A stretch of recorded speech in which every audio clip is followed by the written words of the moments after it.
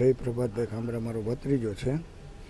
એનો સોમવારે રાતનો બનાવ છે જે પરાપીપળિયા ગામની પાછળ તળાવમાંથી અત્યારે એનો મુદ્દે મને મળેલ છે. એ બનાવમાં એ 5 જણા હતા.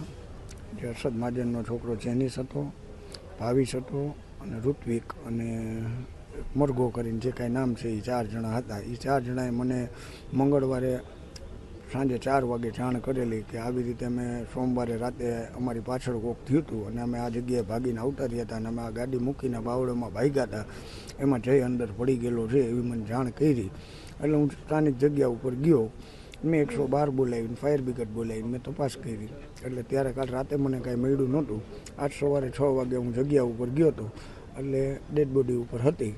અત્યારે લઈને અમે PM રૂમે આવેલા છીએ અને આની યોગ્ય તપાસ થાય. આ બધા આવારા તત્વો હતા, કોઈ એની જોડે અંદરો અંદર માથાકૂટ થઈને બનાવ બન્યો અને આની પાછળ દોયડાના પડી ગયો હોય એવી મને શંકા જાય છે. હા, આ બધા વેરા ગુનાહિત ઇતિહાસ ધરાવે જ છે, પણ ટૂંકમાં છેલ્લા એના પપ્પા ઓપત્યા 8 મહિના પછી, તે પછીનો કંઈ ગુનો એને કર્યો નથી. લાસ્ટ ટાઈમમાં એને હમણાં પાસા થઈ હતી ચૂંટણી ટાઈમે. એ પાસામાંથી આવ્યા પછી મારી દુકાન છે પાનની, ત્યાં જ બેસતો હતો, બીજે ક્યાંય જતો નહોતો. એ બધાએ અત્યારે મને એને એમ કીધું કે અમે બધા MD લઈને જ ગયા હતા.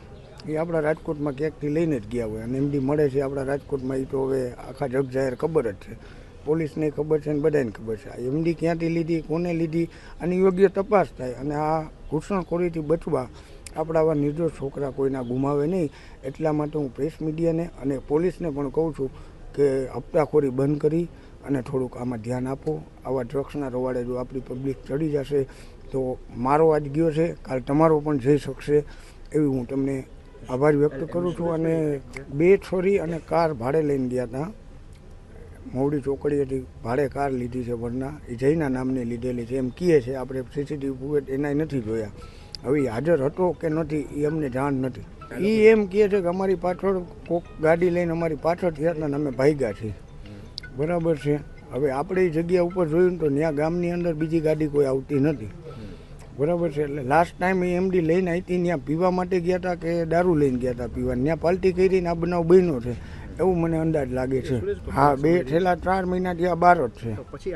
અત્યારે એનું કારણ એવું હતું કે એના LICના પૈસા 18-19 તારીખે LICના વીમો ઉઠાતા હતા ને અમે જે મારા ફાધર, એ LICના ચેક આવેલો હતો. એ પૈસા આની પાસે આવ્યા હોય ને કદાચ આ બધાના કોન્ટેક્ટ થઈને રાજસ્થાન બધાને ફરવા લઈ ગયો. એની પાસબુકમાં એન્ટ્રી હું જોઈશ, એમાંથી એને કેટલા પૈસા ઉપાડ્યા એની હું તપાસ કરીશ, કઈ કઈ જગ્યાએ એના પૈસા વાપર્યા છે. આ બધા ભેરો આવી રીતે હવે જો આંદરો અંદર એકબીજાને માથાકૂટ થઈને આની ઉપર કાંઈ બનાવ બનેલો છે એવું મને દેખાય છે.